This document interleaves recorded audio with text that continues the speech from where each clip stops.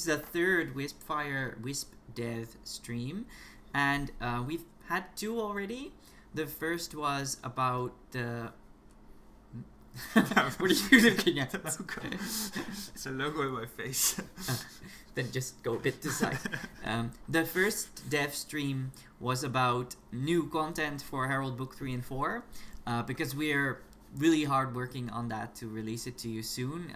We expect it to be finished sometime in the first quarter of 2020. And the second dev stream was about the patch that we worked on. It's been a year in the making, even with half a year of downtime. We didn't work on it for half a year, and then we picked it up again. And now it's finally released after quite a bit of time.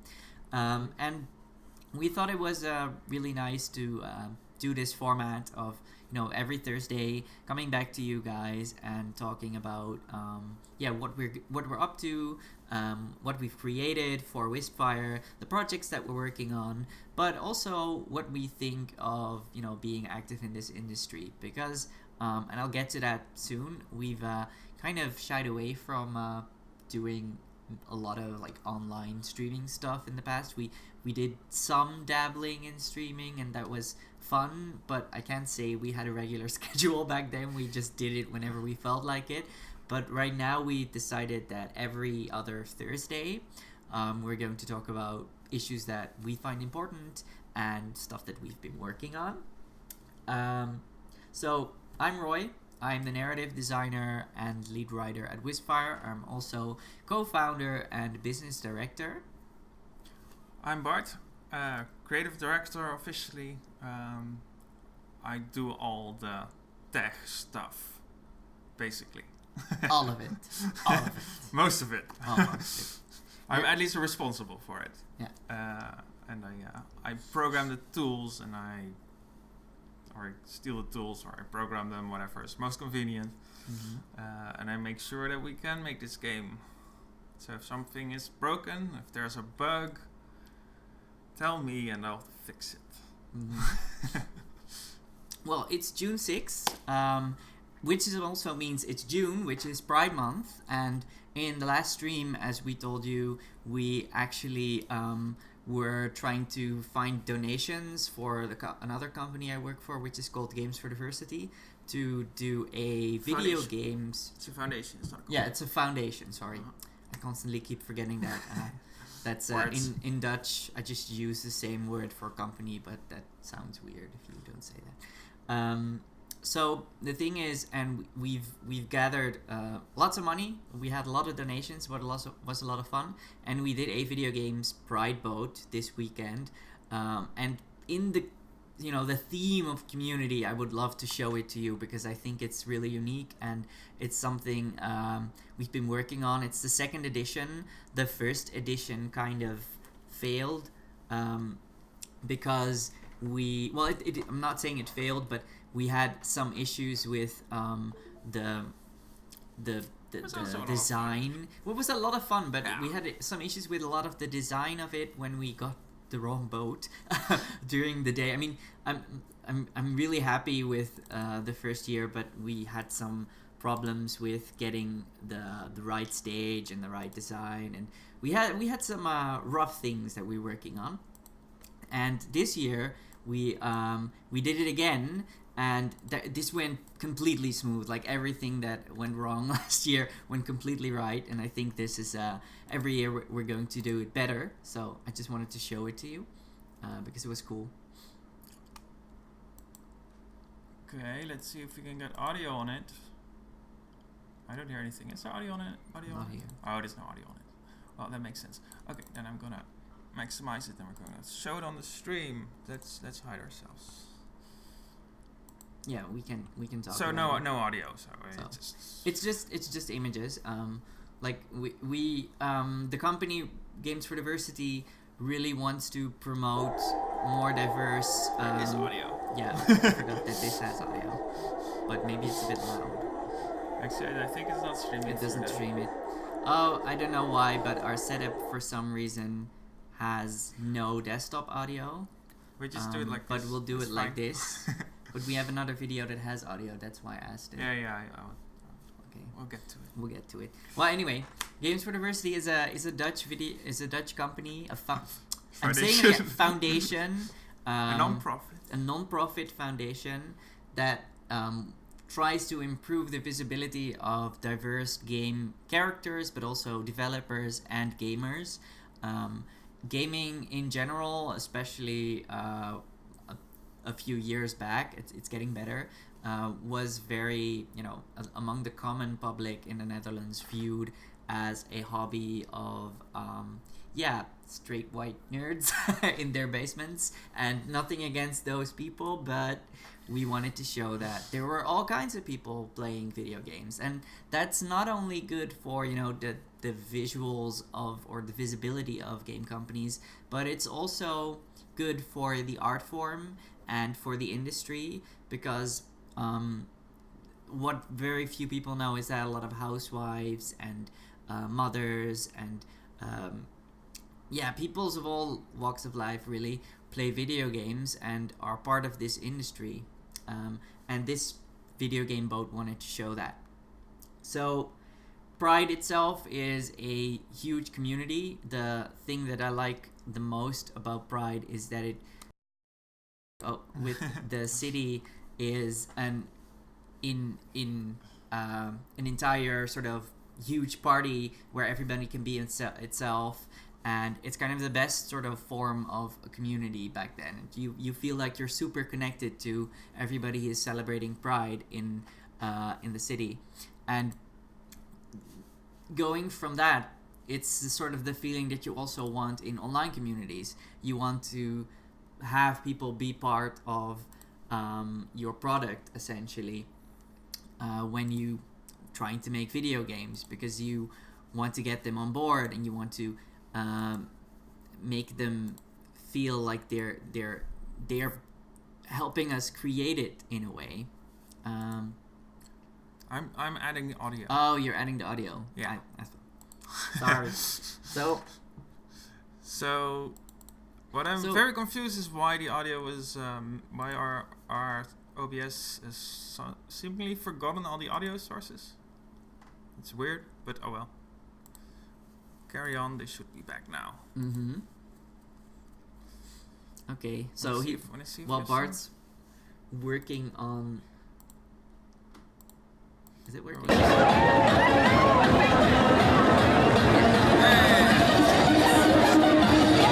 That's actually the Tetris song remixed into some hardcore version.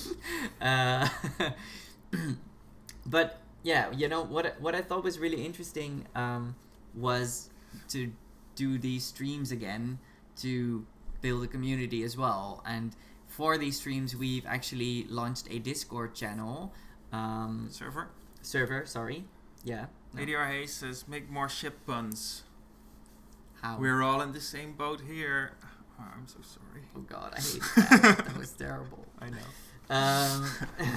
But the thing is, we didn't do too much of community in the past yet. And we want to do it more, especially for the upcoming launch of our game. And we think that it's kind of hard to do community as well, because we're a company that cares about sort of progressive issues, and we want to put stuff into our games that are complex and societal phenomenons sometimes, that we do want to reach out to you, and we want to have a platform to talk to you about. But we're also pretty shy, and as you might notice as well, we're kind of uncomfortable in front of cameras as well. And yeah, so we're trying to reach out and trying to create a platform where we can facilitate such a debate. And we already sort of worked on trying to sort of find our hook for a while. So we did some talks, and I want to cite one of my talks where I had a fear during the development of the first sort of book of Harold, the first two books of Harold, really, because we kind of released the first chapters, or the first trailers, and I as you can see, we're two white guys. Our other founders who were also white, but we really cared for the subject of colonialism, and especially about talking about the difficulties of mixed race heritage. That was a subject that we thought that there's so little about in video games, and we want to tackle that, as well as how do you live as someone who is mixed race under a colonial regime. And during that talk of South by Southwest, I kind of got a lot of questions about how can you sort of portray the complexities of these issues without having said experiences.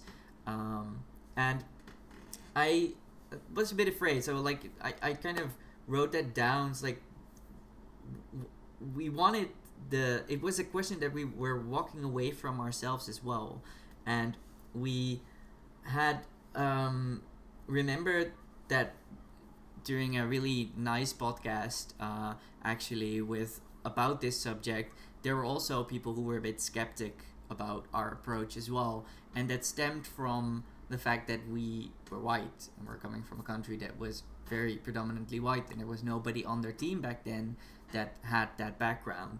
And in a talk with Leighton Gray, who's the co-founder and art director of Dream Daddy of Fulbright Company, she actually kind of felt that this was a thing that happened a lot in industry, because she had a talk with young developers who came up to her after they released Dream Daddy, and they had a lot of the same issues that we actually felt, and these people kind of said the same. So we want to show her the part of her latest talk, which is about how to what was the name again of the talk? I'll look that up. But yeah, we'll show you the part of the talk to you. Whenever I tell this sordid... Wait, stop. Go to the right screen. Do we want to be visible? No. With a reaction video. Yeah, sure. Reaction video. Whenever I tell this sordid tale at conventions, I always hear the same thing, and it breaks my heart more and more every time. When I'm talking to young game designers, I always hear that, based on the public reaction that creators get when they try to put out work that attempts to tackle any sort of serious, complex issue, it makes them afraid to even try to put their work out there. And that's the worst possible outcome. Because if the ultimate goal of discourse and brigading creators and calling them out for their fiction is to make representation better, more diverse, and more respectful, then we've failed. If we have kids who are so afraid of being dogpiled by not only ignorant idiots, but also their own communities, then we're essentially bullying them into virtual non-existence, and then we're losing those stories entirely. And to be clear, I'm not saying that anyone is immune to criticism or that we should eliminate discourse. Having public, critical discussions of work that analyzes the ways in which it's successful and ways in which it's harmful is literally the only way we can move forward. What I am saying is that the way we have these discussions matter. Flattening complex issues into the hottest take possible is not productive. Twitter should be used as a tool to facilitate discussion, not to shut it down.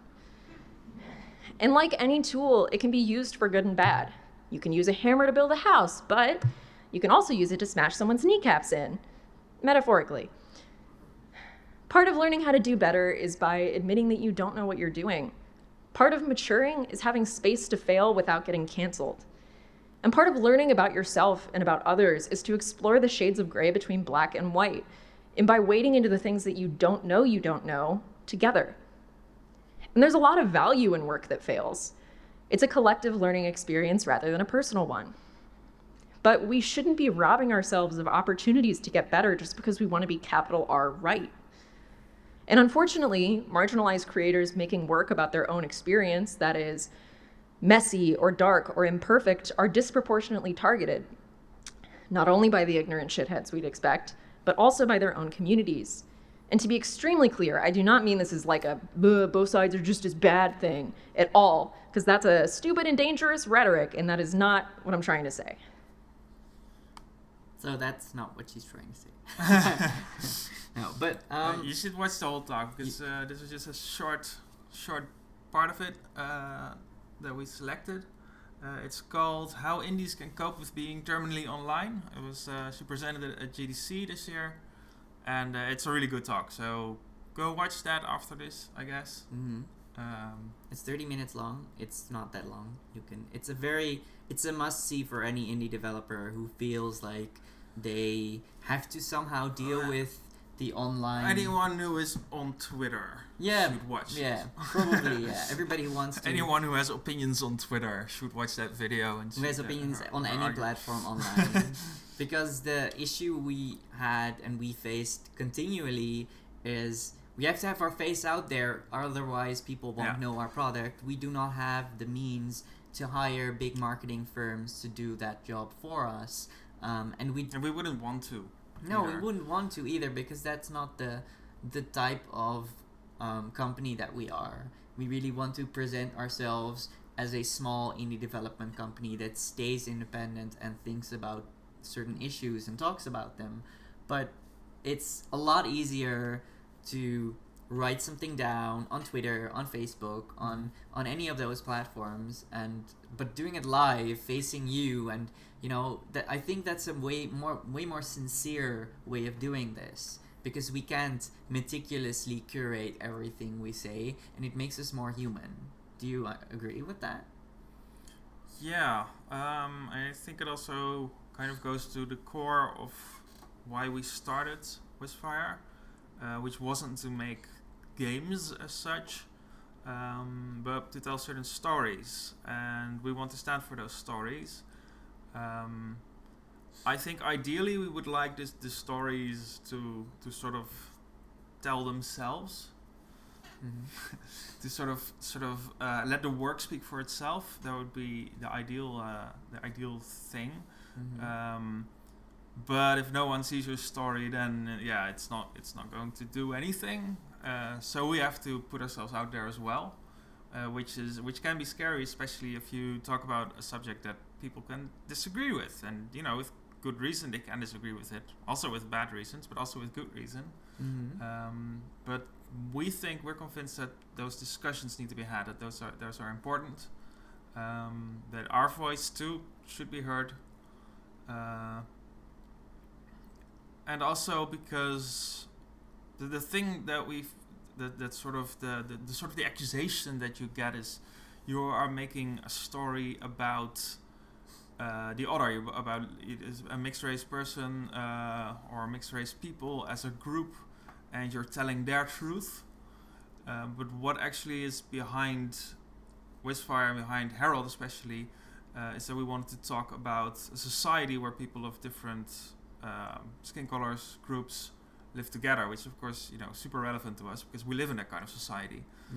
And we come at that with our perspective, and we do our research, and we totally try our hardest to get the other perspectives that we can find, and we hope just to do it justice.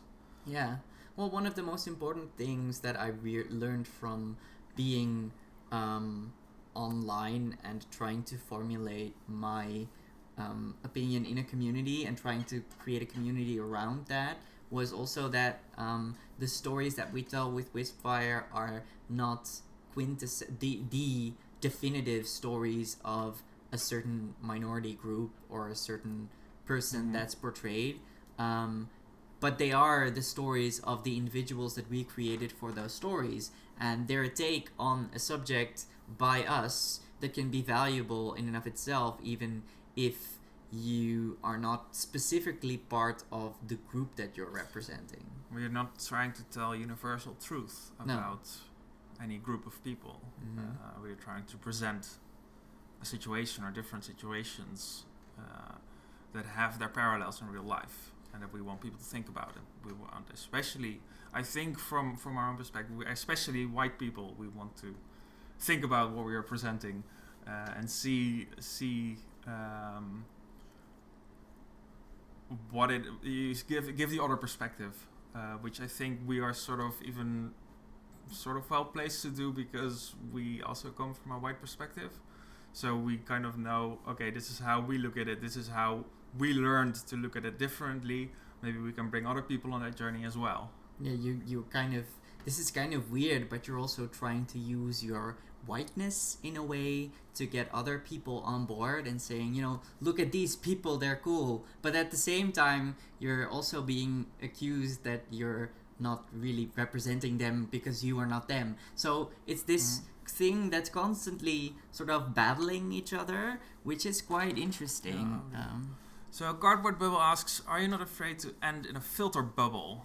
And how do you try to breach out of your filter bubble? Yeah, I think there's a big issue with especially online communities that you're trying to create around certain issues, that if people sort of think they have a stake in it and they need to be a really loud voice in that community, that it can shy or scare people off who are sort of not who feel that they're not never going to be part of it. And I think the issue that Leighton described with in her talk was the same. Like, if we do not let people make mistakes inside our communities, if we do not let them make art that we do not generally agree to, we might get this sort of curation process of art and voices. In a sense, it's even worse than a bubble. There'll be an echo chamber. You're shouting down other or people who want to do right, who want to add their voice, who want to think about what is good for society, but they're afraid to because there's real pain and real hurt with a lot of people in the audience and a lot of people on social media elsewhere. And stepping on toes can be, it's easy to misstep. And I think what Leighton in part said is we need to allow people to misstep and sure, tell them this is wrong. This is you messed up here. We all mess up sometimes, but give the opportunity for that person to come back from that. To say all right, I'll do better next time. And on social media like Twitter, there can be the tendency to just dogpile on, and one person individually might think I'm doing a good thing by pointing out this person that what they did wasn't very good. But if it's like hundreds of people doing that, then the message is a little bit different, and that's something that's I'm not sure how, if that can be solved just through educating people about how to behave online. Maybe the platforms also need to improve, to work better in some way to facilitate that. But the least we can do ourselves is to pay attention and make sure that we sometimes allow people to mess up. And if we point out this could have been better, then that's how you get people to improve. If you dogpile on every small misstep, even if the hurt behind what someone said, if the hurt that it causes is real, then you get this freezing effect where no one dares to say anything, which is also probably not what any of us want. No, I think what's really difficult specifically when it comes to this subject is that we try to create a community for a game that's healthy and inclusive and open, but at the same time, to be truly open, you need to have the voices of dissent to get some attention and let them express their opinions as well. I think that's kind of difficult in managing gaming communities, because the subject is games, so quite literally people think it's going to be just fun and games. It just has to be fun, it has to be progressive, but sometimes if you're making a game like this, you also need to talk about the darker sides and the darker corners of these issues. And if you're not touching on them just because you are you want to be inclusive, then at the same time you're also doing a disservice because you're shying away from the stuff that needs to be talked about. And that's one issue I had with sort of games community building in general is that I like these really strong, opinionated discussions. And when I'm like that online, I'm constantly scared that I'm hurting people, because that's sort of the trade-off. And I don't want to hurt people, but at the same time, you want to build a community with people who are involved and are like, are sharp and that's. Do you get what I mean? Yeah, it's like when you're building a game or an art piece or anything. There's always an iterative process where you do what you think will work, what you think is right, and then you throw it out to some people, not everyone yet, and you get feedback, and then you work on it and you improve it, and then there's another version, another version, another version, until you see what actually ends up on a store. Or these days that process keeps on going as patches come out, or even games as a service keep upgrading it and upgrading over time. And I think as a society you're also doing that.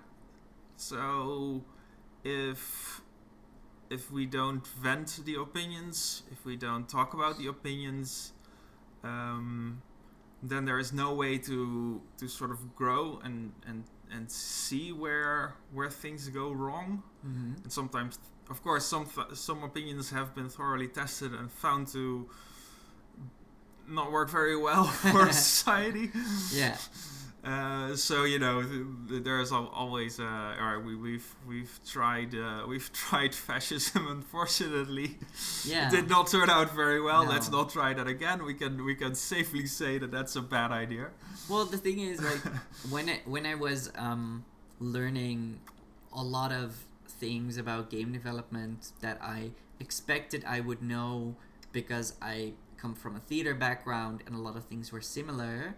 I learned that was not true. Like, when you do it for games in another medium, you kind of have to reinvent the other wheel, the wheel again. Sorry, you have to invent the wheel again from the start, but that's something you can do with a certain types of ideas. Like sometimes you are something emotion deep in yourself. Things like, what would happen if things completely crashed and I built them up again from nothing. Yeah. But you cannot break down the institutions and the things that you have without destroying stuff. Yeah, well, that would be a revolution. So revolutions are always dangerous. Kind of dangerous, yeah. Sometimes you need one, I guess, but yeah, I think it's a whole other topic. But yeah, that's arguably the 19th century needed a couple of revolutions. Yeah. It's actually the topic of Harold. How do you reforge a society, basically. Interestingly, Bart, I know that you've been in several communities in the past, and especially the World of Warcraft communities. Can you tell a bit about your experience with gaming communities that really sort of impacted you personally and changed the way you looked at communities? I think that we have 2 new followers. Thank you, guys. You. Yeah. My online community life started earlier than World of Warcraft. It was actually mostly for Warcraft 3. There was a modding community I was part of, and there was community manager for a while for the Project Revolution mod, which was remaking StarCraft in the Warcraft 3 engine, the original StarCraft, of course. Project didn't really go anywhere in the end, but I did really get a lot of experience with dealing with people. I was a teenager at the time. And one thing I remember sort of as this growing moment, realizing who I was and what I can and can't do, was when some people on the team had stolen a bunch of stuff, I think, and they were going to release them on the internet. Stuff that was internal still, and it was a great big drama. And online communities have a lot of drama. That's one thing I learned. I think everyone who was in a community as a teenager knows online communities can have a lot of drama. But yeah, I talked to these two guys who were on the team, and they had their reasons to feel slighted. And I talked to them for a while, and I told them how much they hurt the rest of the team, and that it was letting the fans down or something like that. I don't quite remember. But they actually came back and they apologized after I talked to them. That's cool. So I was like, okay, I guess my charisma skill just leveled up or something. Or persuasion skill. Extra persuasion skill point.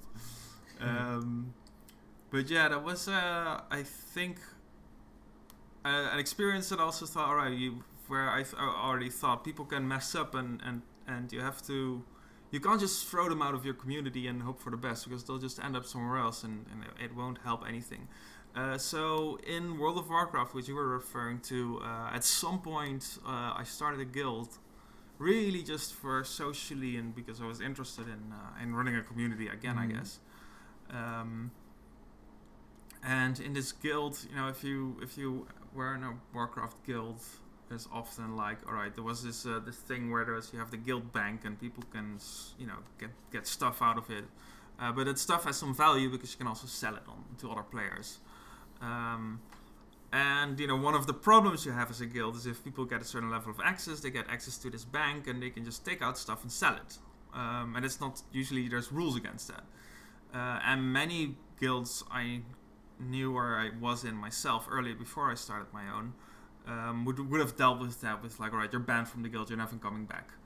And the same with other kind of infractions like fighting in the guild chat or whatever. And then I was on the wrong side of like administrators in a guild just deciding, alright, you were wrong in this argument, you're out of the guild once or twice.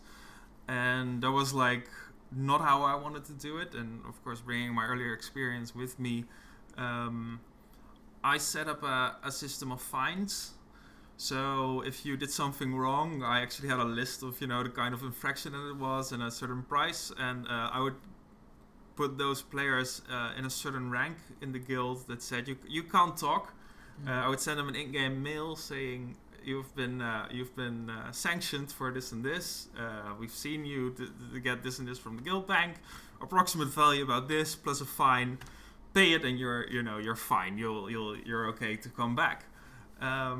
And I kind of expected people to just be like, all right, they put me in the rank where I can't talk. I'm just going to quit the guild. And a couple people did that, but a lot more people, surprisingly, paid the fine. Or they were like, they came to me and they said, yeah, I didn't know I wasn't supposed to take that, and I'm sorry. And I said, yeah, all right, that's great and all, but you still have to pay because it's the value that you took.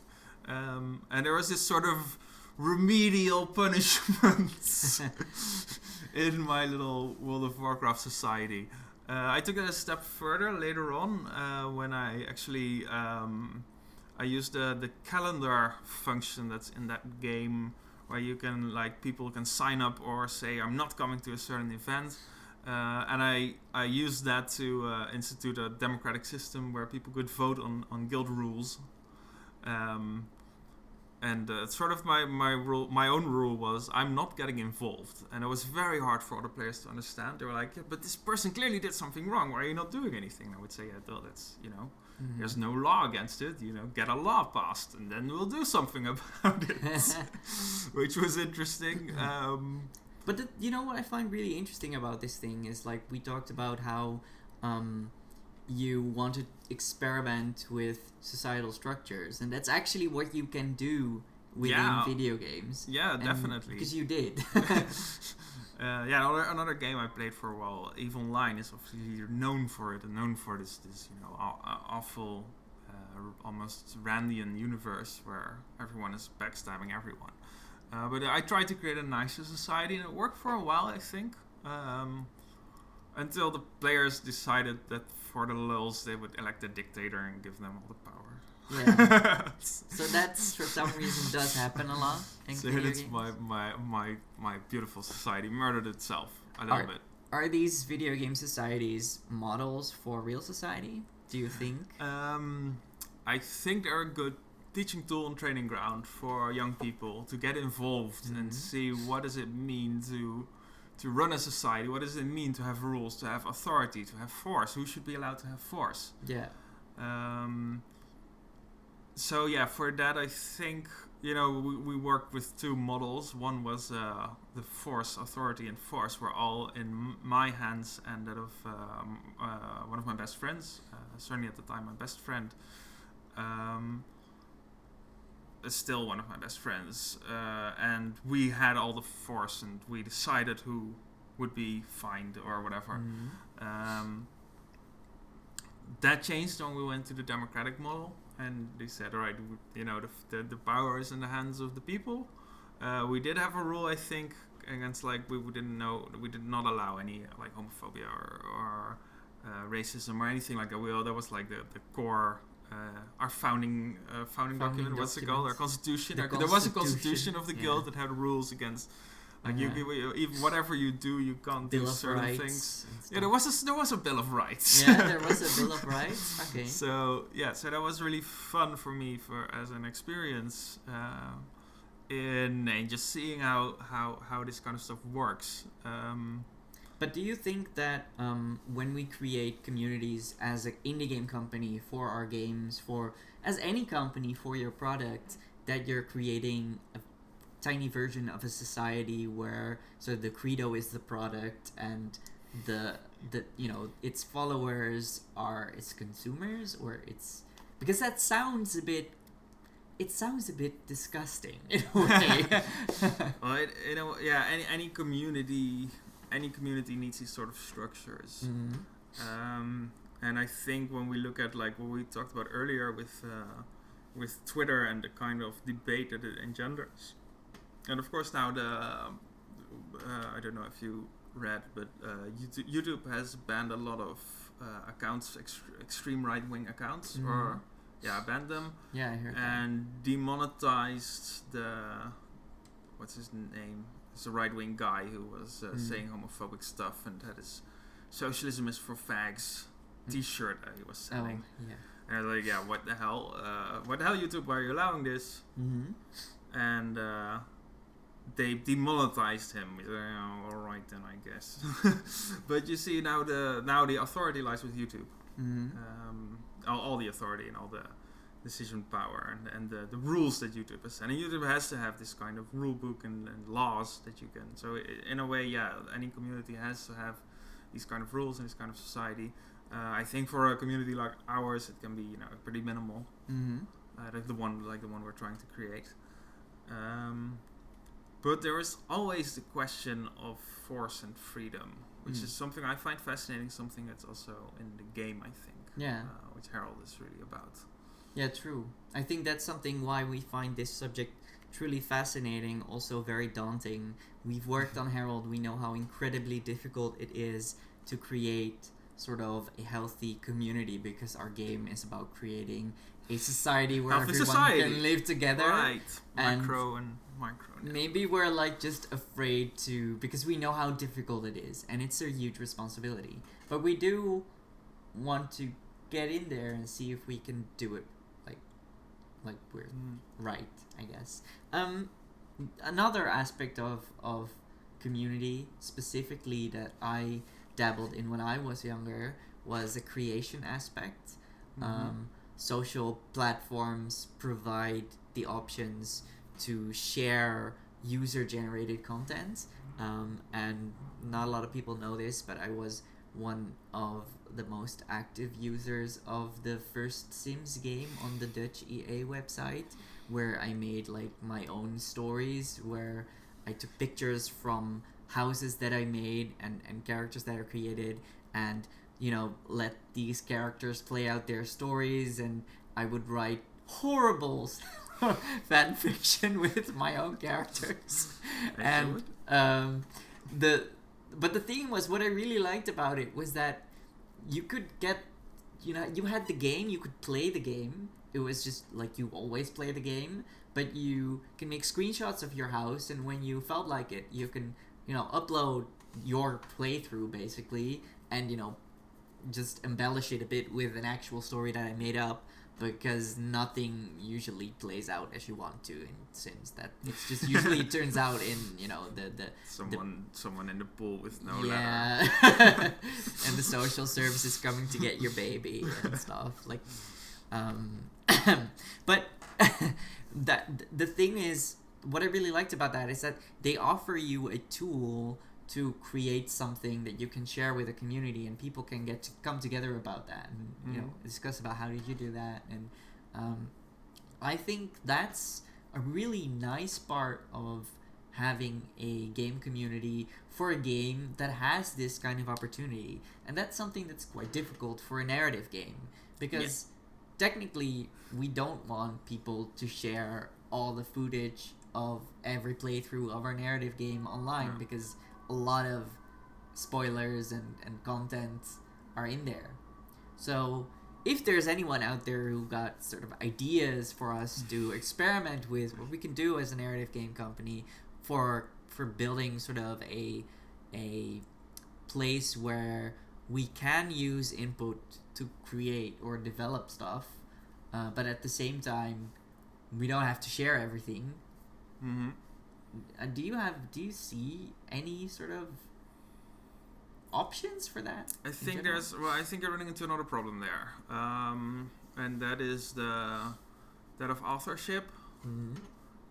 Because a game like The Sims is very much about creating your own stories, whereas a game like Herald is really about us presenting a certain world and ideas that we have thought about.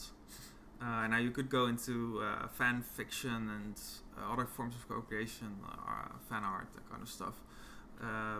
But I don't think it would ever... It can't engage on the same level with our game as a game that is intended as a storytelling tool could do. I'm personally really interested in, as you know, maybe people online don't, in Crusader Kings, which is one of my favorite games, Crusader Kings 2. Which, if you look at the Steam reviews, or there's like subreddits devoted to stories that happen in Crusader Kings 2, and they're all awful. So if you like Cards Against Humanity, then you'll like Crusader Kings stories. Yeah. But that is a game that is really, it models a medieval society with kings and dukes and counts, very like the elite of that society. I say the society, but mostly the elite of that society. And it models it in a way that feels quite authentic to me. Like the things in the game happen that kind of work that way in real life. And it turns it into a story engine. So the players are telling stories, but the game itself is telling, right, this was what medieval times worked politically, how they work politically. Medieval political life. And I think that's something that really interests me, and I hope that in a future game we can also go in that direction. I would really love to do that. Tackle some sort of forms of societal issues in a gameplay way with narrative. Maybe procedurally generated narrative content as well. Yeah, if you could call it procedurally generated, but more like if you look at the story that we're trying to tell in Herald, we mostly tell through the narrative itself. Yeah, that's true.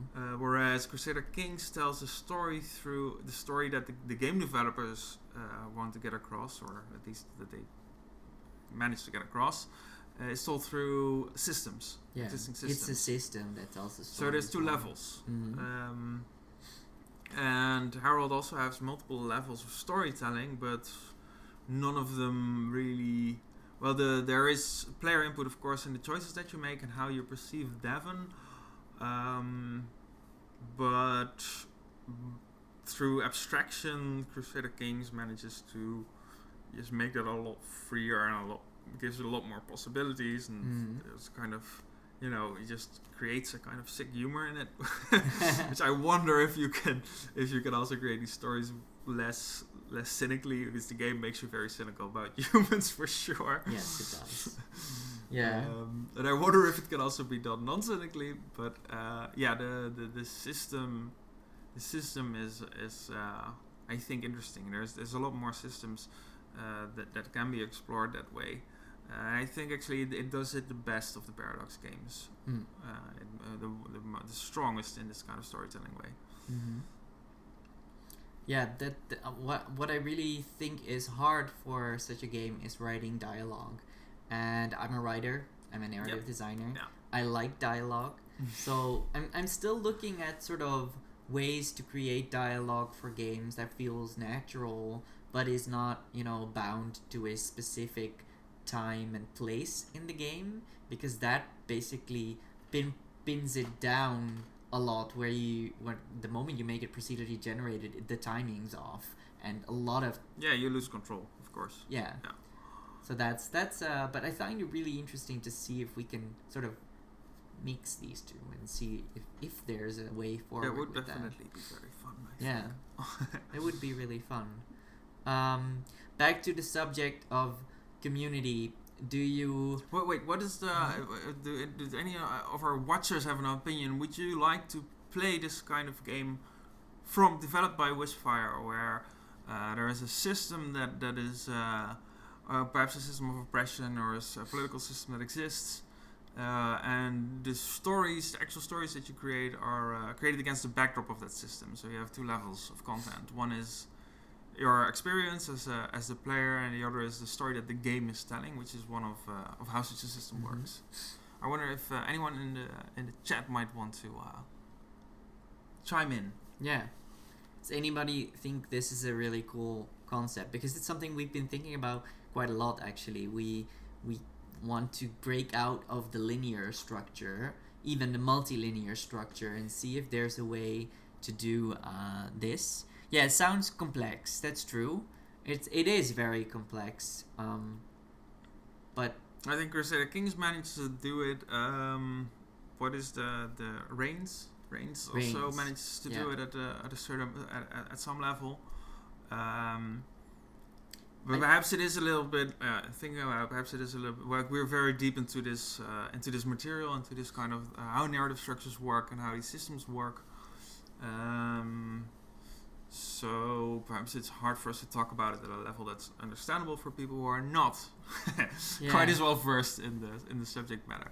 If you motivated with the right tools, according to Cardboard Bubble. Yeah. Could you explain what you mean by the motivation. Right motivate or the right tools?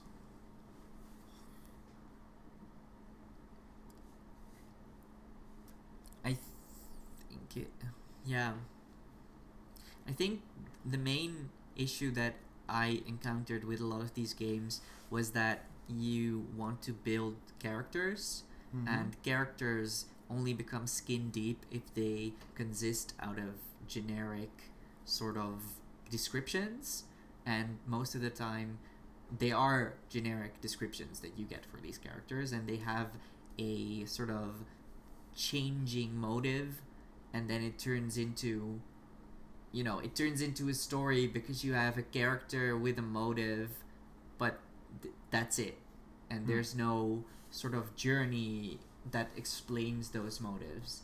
They're all just there because the cause and effect is hard to do with a procedurally generated game. Right, so in The Sims, Cardboard Bubble says if it was in The Sims, you could make comics or videos with screenshots and speech bubbles. Yeah. That reminds me of the movies. Have you played the movies? Yeah, I've played the movies. Lionhead Studios, which was a game where you ran a movie studio and you could also create movies in it. As a co-creation kind of thing and tell your own stories. And I think that game didn't work in the end. At least for me, it didn't. Maybe perhaps for other people, I'm just speaking for myself here. But also a general feeling in how well it was received and how well it is remembered. I think the movies didn't quite reach that goal of people telling these kind of stories, because it was trying to be both an entertaining tycoon game where you were a movie tycoon and running a studio, and it had this movie creation tool. And they sort of bit each other, and the movies didn't have enough options. Creating the stories didn't have enough options to make them interesting, at least according to me. And personally, I wasn't that interested in the tycoon stuff, so it just didn't really work for me. But yeah, you see, with going on from there, there's especially for games like World of Warcraft, there's like a huge community of machinima makers or Halo had that too, with people using like the in-game assets to create their own stories. But that's community. That's user generated content. Yeah. But with like Halo stuff, and I don't think Halo was built to create that. I don't think Warcraft was built with that in mind. Yeah, I don't think that either. But I think the community just got so large, got a certain size, and they found the tools and they had access to certain stuff.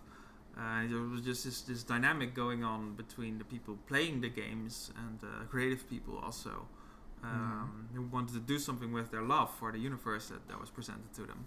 And then you get this kind of player created content.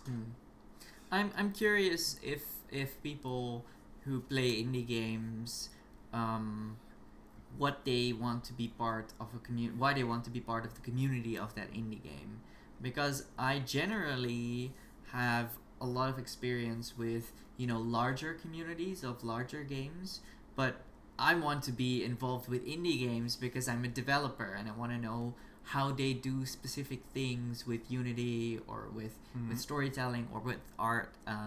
But I look at it from a very non-consumer perspective these days, and it's hard for me to kind of get into the mindset of a consumer. How do you have communities of indie games that you are very involved in as a consumer? No, because I generally don't take part in communities that much anymore as when I was younger. Maybe that's also one of the issues. Yeah, for sure.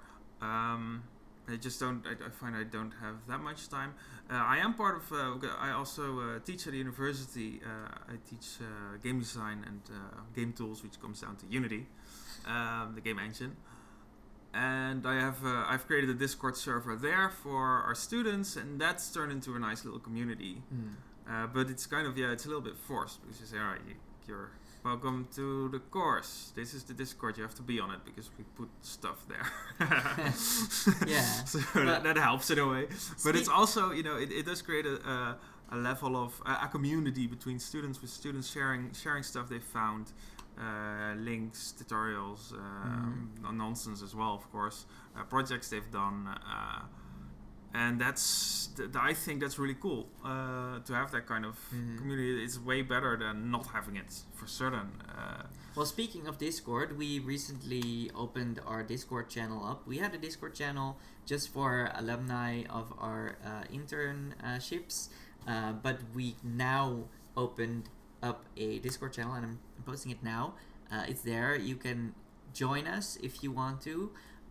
The idea is basically that we want to open up this Discord channel to anyone who's interested into the development of Wispfire games and development and discussing games. And I think everyone who wants to be part of our community. Yeah, everybody wants to be part of our community. Who cares about the topics that we try to talk about, perhaps has their own opinions. We want to hear them. Like I said somewhere near the beginning.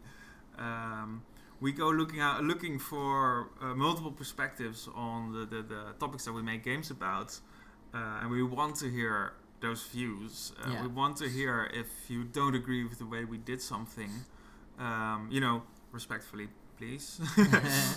But we want to hear why. We want to engage. We want to get better as well. We want to grow. Iterate on those opinions. So. That was it for tonight. We're going to do another stream in 2 weeks on Thursday, and I'm checking that is Thursday the 20th, and that will be a game stream, and we're going to play a narrative game, and if everything goes right, it's going to be Detroit Become Human, and we're going to talk about that game while we play it, because it has a lot of social issues that we are trying to tackle as well. And as narrative game designers, we thought it would be fun to play a game that we thought was really cool and tries to tackle certain things that we want to tackle as well, with various degrees of success. And just join us on the 20th, and we'll be doing that together. Yeah. We can also have some opinions that we... Yeah, of course. There's opinions. You can... One small closing question. What are you enthusiastic about at E3? Oh, yes, of course, E3. Well, we were at E3 a few years back, and it was an incredible... Enjoy it. Non-Pub also likes Become Human, and we're still playing it, and we're gonna play it again probably because we on stream. Mm-hmm. But it's very we like a lot of it. Mm-hmm. We don't like all of it, but we like a lot of it. Yeah. So E3, I really liked the. There's more questions coming, so okay. Get ready for more questions. E3. Okay, we'll do a Q&A as an end to this stream. E3 first. I'm really looking forward to any news on the new Animal Crossing. I just so want to play a new Animal Crossing because I've been playing that darn mobile game and it's just not a real Animal Crossing at all. But yesterday was Pokemon news, so that was cool as well. I just hope there's just a little bit of Animal Crossing at E3 this year. Yeah. So, yeah. And for you? I have no idea. No? No. I have not been keeping up with E3. I will get on that. Yeah. Usually maybe next stream I will have opinions on E3. Usually not a lot of indie games releasing or announced during E3 anyway, but okay, what was the question? Is that Assassin's Creed? Or is it Yes, Assassin's Creed. AC for the win. I know AC is Assassin's Creed, yeah, I think so. Is there going to be a new Assassin's Creed? I mean, I've heard rumors about one... Animal Crossing could also be Animal Crossing. Of course, yeah, that's what I meant. I was talking about Animal Crossing. Yeah. Alright, Animal Crossing. That's your game. Yeah, my game. I want it. Do you think it will be possible for the community to help create content for educational games in some way? That's a really good question. If by educational games you mean something like Herald, which is I wouldn't call it educational, so it is educational, but it's not an educational game.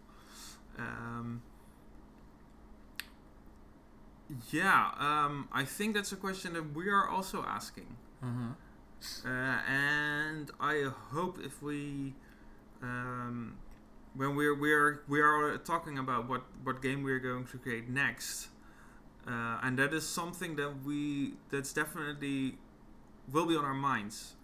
Can we involve our community or the community as it grows, and in creating this kind of content or creating or showing views, because as I said, we welcome multiple views, but if we can somehow direct people's views and people's experiences, people's opinions into a co-creation format, into a part of the game, that would be really cool, I think.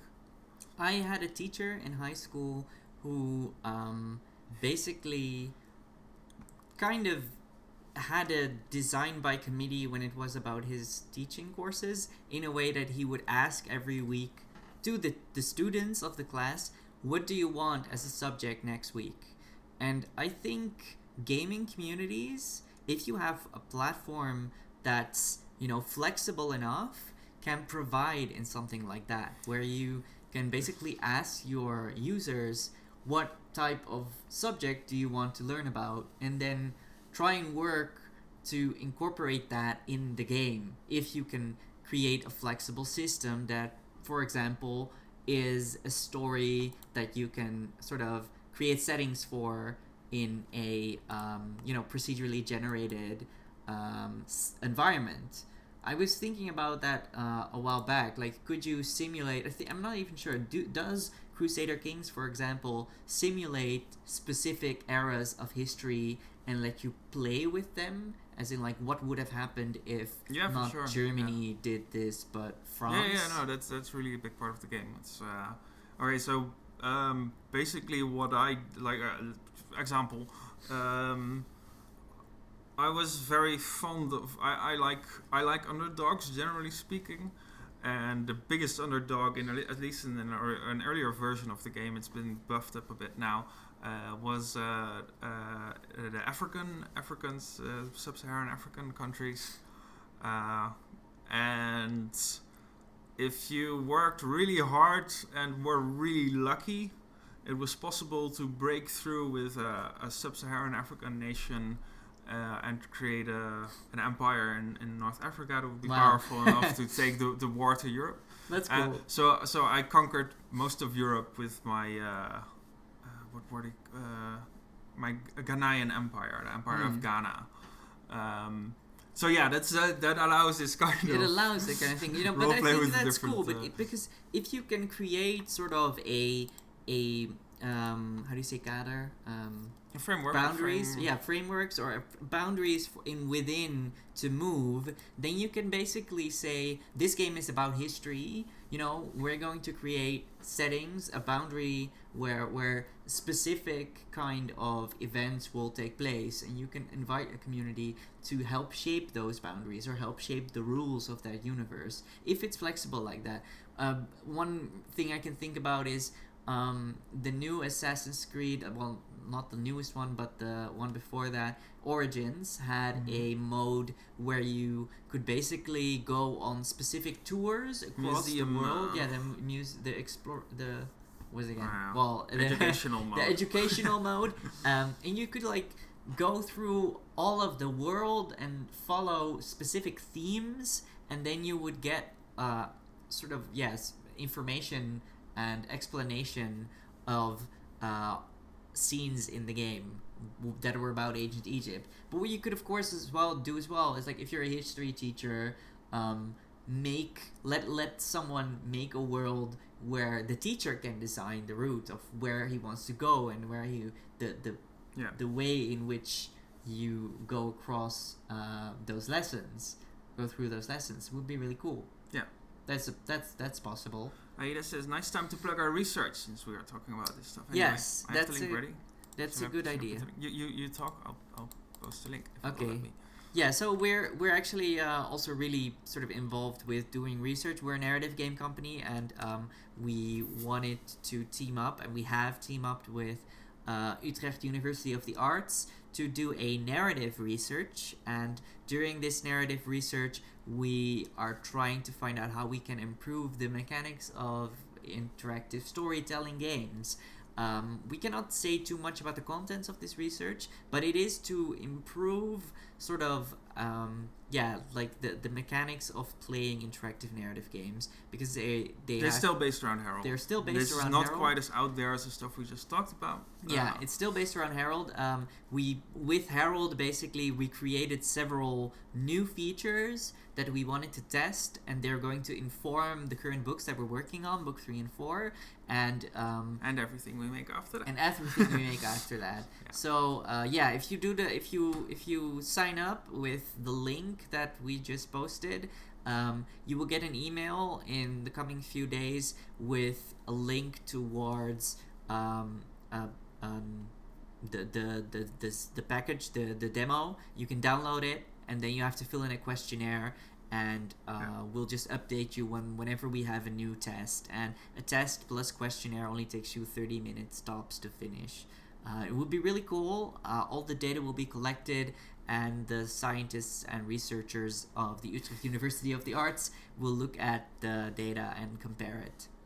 Yeah. And write a conclusion.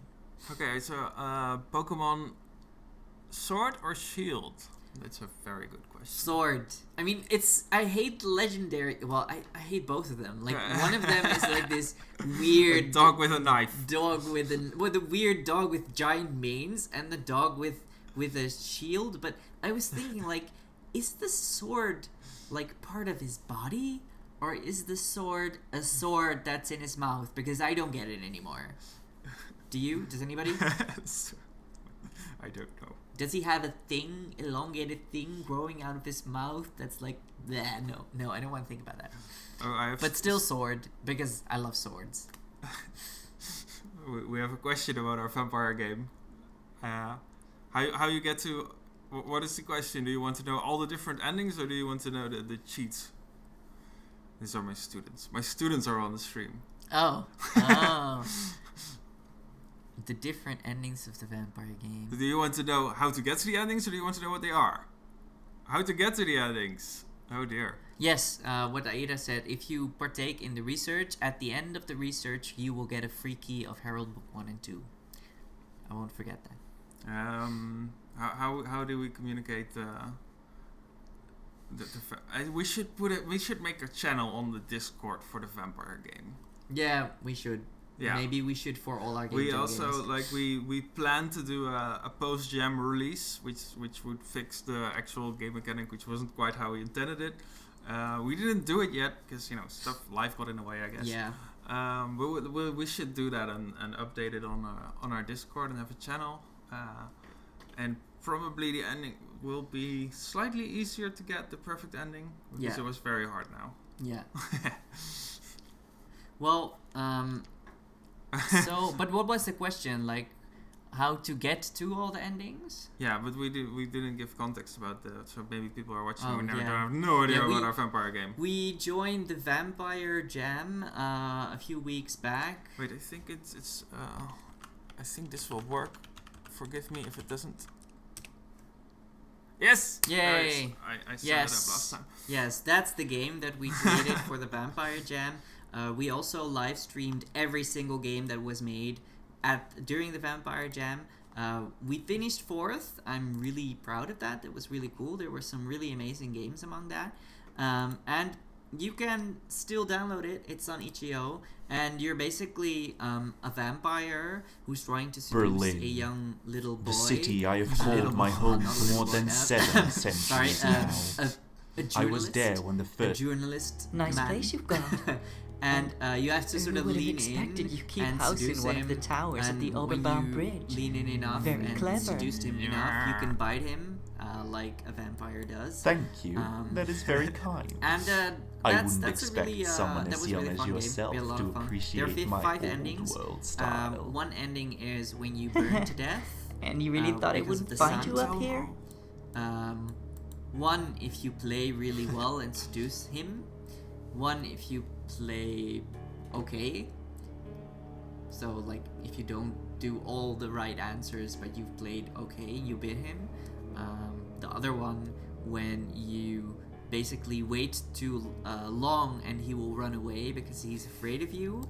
And there's another one that's basically if you go for the kill too early because then he'll stake you.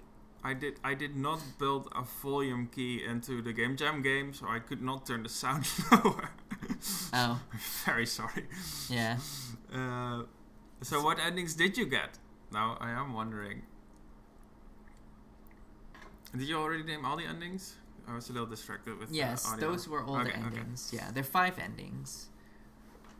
Use headphones, yes. That's safer. Especially if you're in a public area. Use headphones. Yeah. Yeah. Well, I won't tell why, but I'll Let's just say one of the goals of the jam was to make it sexy, right? Or hot. Hot. It was called hot. It was well, called hot. One of the criteria was hot. Hotness. Yeah, hotness. So we tried that. I think we got quite good grades on the jam. Staked, ran away from 3. Bit. Did you guys get burned to death? No, burning to death. Okay, you can also sire him. That's actually a secret ending. Yeah, it's a secret ending. It's really hard, but it's possible. It's really cool.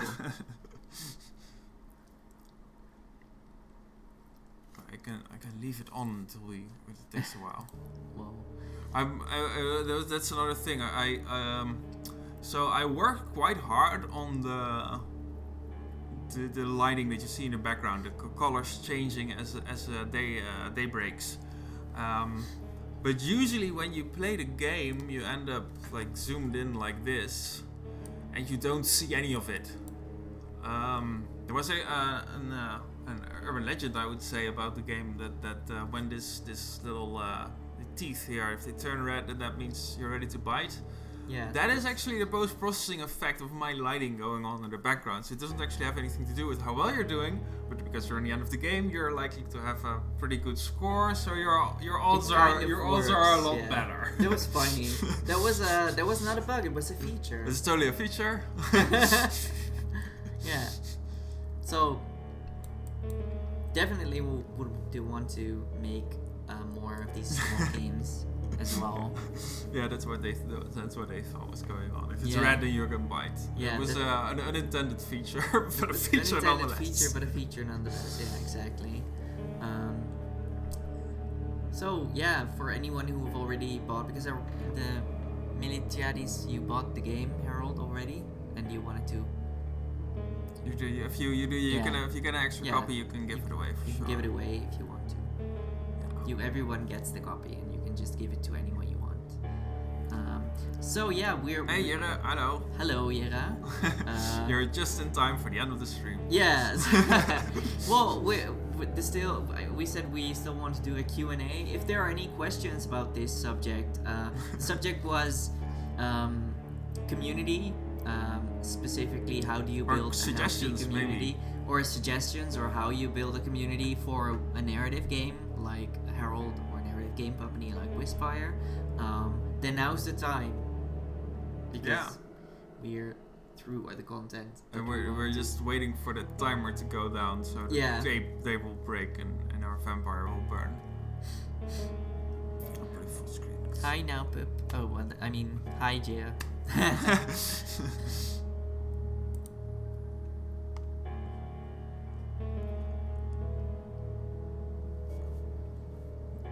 He's gonna have an uncomfortable wait when no one says anything. Wait. Just waiting. Look, it's turning purple. See if I have one of the other topics that sort of didn't make the cut. Oh yeah, do you have favorite community creators? Oh yeah, people we can steal from. Do you have anyone you think you should definitely steal ideas from, that guy or that girl or that anyone non-binary? I don't know. I watch ContraPoints a lot. ContraPoints is wonderful. Yes, I really like her. I So think- you're going in drag next time? Yeah, well, that was actually my idea to go in drag during Pride. Yeah. But yeah. it was so hot that I was like, yeah, my face will melt. So I wouldn't look like it would be my first public drag, and it would look horrible, like crying, blah, melting. You know the scene at the end of Raiders of the Lost Ark? Mhm. Yeah, that. That sort of thing. I get what you mean. Yeah. I didn't want to do that. I'm sorry. Oh, another thing about the game which we did not communicate very well is that there is a 1 hour until dawn means actually 1.5 right now, or 1.25 in Oberbaum, because it's gonna go another round when it's 0. Face melt. Right, face melter. Face melting, that's also a Warcraft thing. There was a priest skill, which only reason they call it face melting is because the icon was a melting face. Look, the sun is coming up. That's what we've all been waiting for. Priest being very impressed with my recoloring sprites skills and post-processing effects.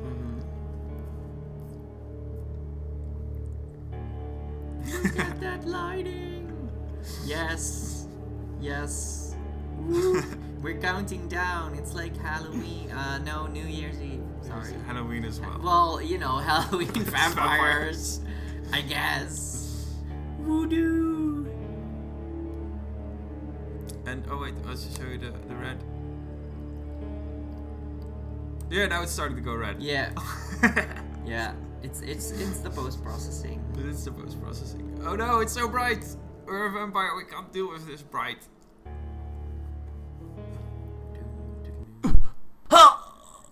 Yeah, that was it. I created animations for this. They're not in the game yet. They will be in the special edition where I've created We're going to release a animations. special edition very soon. It will all. But all you know, love this my sound animations. effect is okay. But the sound effect with the other ones was amazing. Yeah, So, yeah. burnt. Yeah, burnt. Yeah. So Okay, if that was the this end of the was stream, I everything. think. This was the end of the stream. We are through our content, and I think there are no questions anymore. So thank you for watching. Yeah. And the 20th of June we'll be live streaming again, and we're going to play Detroit Become Human. So see you then. follow, like, and subscribe. Go to our Discord. All those things. See, Yeah. I have been paying attention. Facebook, Twitter. Yeah. Subscribe. See Do we you have- next week. We should do so you can type Discord and we'll throw the Discord link in. Oh yeah. I'll put a Discord link in again. Here. This is the Discord link. Yeah, that's the Discord Woohoo. link. In case you missed it. In case you missed it, join our Discord. Alright. Thank you guys. Thank you all for watching. We had a good Bye. time. We hope you had too.